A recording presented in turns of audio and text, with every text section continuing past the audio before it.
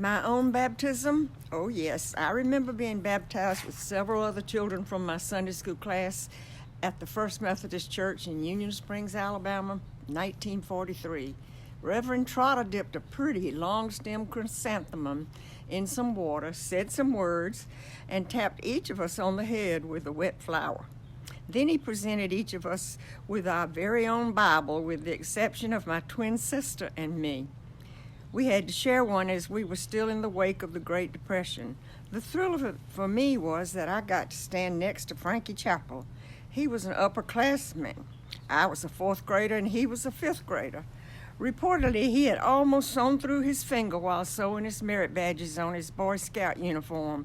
I was so in awe. After the worship service, Reverend Trotter took us newly baptized outside for a photo op. Even though my twin had already received the Bible, she also got the photo when the film was developed. But once again, I got to stand next to Frankie Chappell.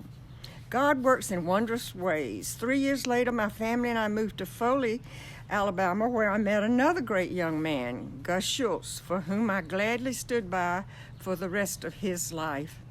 When this pandemic is over and we return for worship in our church building at College and Haste in Berkeley, please pause when you enter the sanctuary. Look towards the bay at the little windows above the glass doors. There you will see a quote from my late husband, for whom the baptistry area is dedicated.